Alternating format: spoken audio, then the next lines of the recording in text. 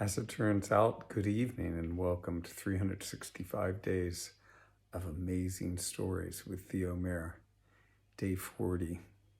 And I'm continuing the story of the legend of the Moor's legacy. Now, as I think you might remember, we left Perihill and the Moor taking their own separate ways home. And they had agreed, or I should say Perihill had agreed with the best of intentions not to mention anything about the treasure and the enchantment and breaking the enchantment or any of it to his wife. We got home and she had been wondering where the heck he had gone. And believe me, she lit into him like an upset person could. Where have you been? And now you're off somewhere. Are you going to bring somebody else home again tonight? And how are we ever going to take care of these children at this point? You've ruined us, and you're going to ruin any respect that I have in this town and with the people that live here. She went on and on. Perihill felt horrible about it, of course. He was almost whimpering just to hear how upset she was with him. And he really didn't know what else to do. His pockets were full, just as his heart was. And he reached into his pockets and pulled out a strand of pearls and put it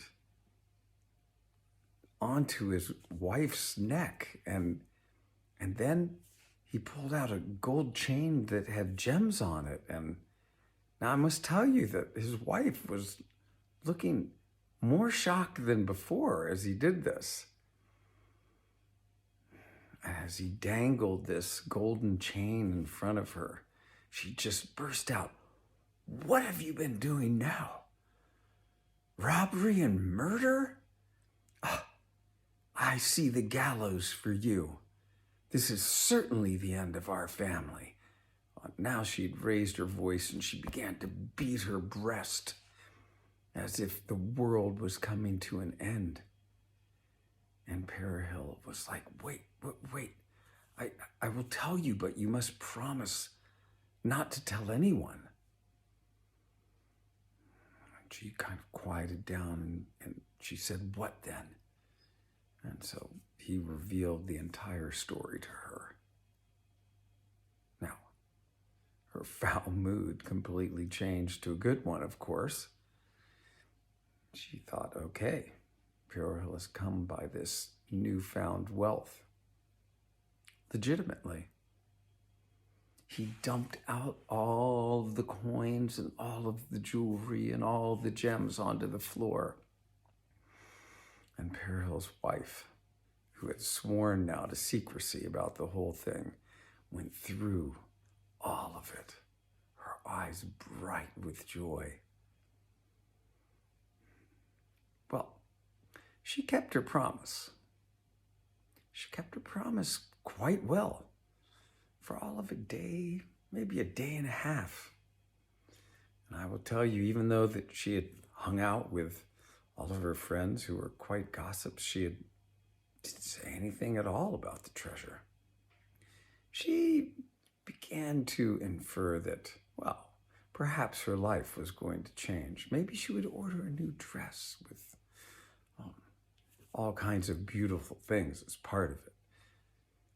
Maybe she would move somewhere with her family to the mountains. But here she was in the ragged clothes that she had always worn. Her friends looked at her in a little bit of disbelief, thinking that maybe she had gone off a little bit. But she was in her own little world of dreams, thinking about the new life that they would have, because certainly they did have enough wealth now to enjoy life very differently than they had before. Outside the home, she did not talk about the treasure. Inside the home, she could not resist putting on the bangles and necklaces, adorning herself. There was one especially beautiful piece. It was diamonds and gold, and it went across her forehead and wrapped around her head and then came down dangling in her hair. Beautiful, costly, precious. Now, she would put all of these things on and dance around the house gaily. Perehill, he had returned to carrying water, though in his mind he knew that this would not last long with his newfound wealth. One afternoon, she just wanted to sit by the window in all of her glory with all of these jewels on. Across the street, you know who was there. Our favorite barber, Padrugo. And he happened to be looking out of his window just as the sun caught those diamonds in her hair just the right angle and flashed light into his eyes. So he looked keenly in her direction. He was astonished by what he saw. She was looking more like an Eastern bride than the wife of Perehill, the water carrier. Well, you know where he made off to very quickly. The alcalde did not spare a minute. The alguazil was called, and very soon Perehill was standing before the alcalde again. "You wretch," he said. "That Moor, you told me that you had not gained any kind of treasure from him at all, but you have obviously kept everything from me. Now you had better give up that treasure. And I can tell you, the gallows are waiting for you and are tired of waiting indeed." Well, you can imagine, Perehill spilled the beans. He told the alcalde, well, with the barber sitting there and the alguazil, they were all there. He told them everything. He told them the entire story. And you can imagine what happened next. Can you? Yes, of course.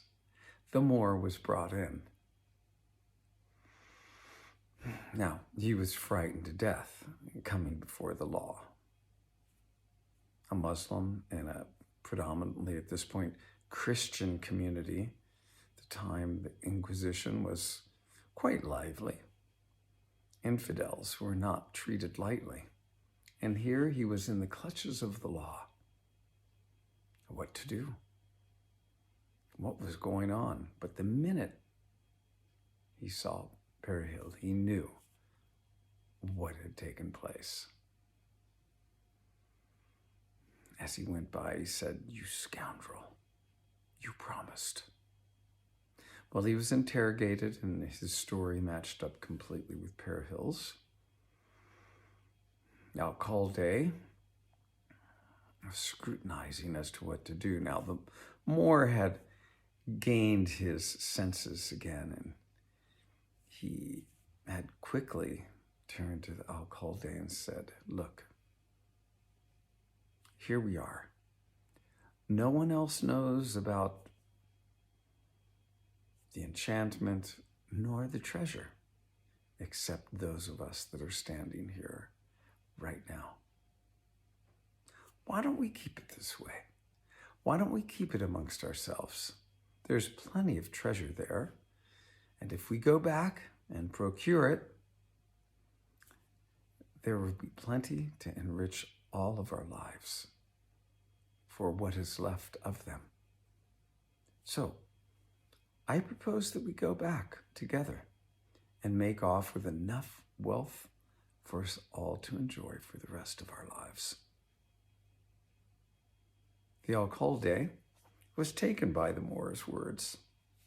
The Moor was a shrewd man, quick thinker. The alcalde called to the alguazil, and the two of them discussed it. And alguazil, remember, a shark of a man. He said to the alcalde, agree, certainly agree. And once the wealth is brought to the surface, then we can do with it as we wish.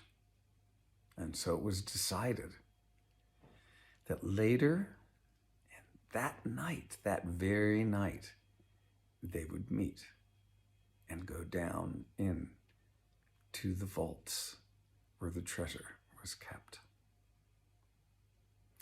Perihill and the Moor were quite delighted by this arrangement because it would prove the truth of their words.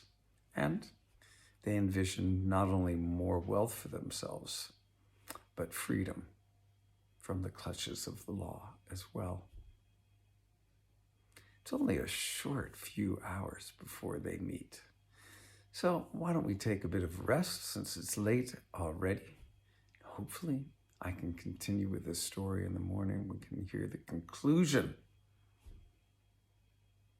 of the legend of the Moor's legacy. Thanks for joining again, and hope you enjoyed the story. Okay, have a good rest of your day, morning, evening, whatever it may be when you listen to this. And again, thanks for joining.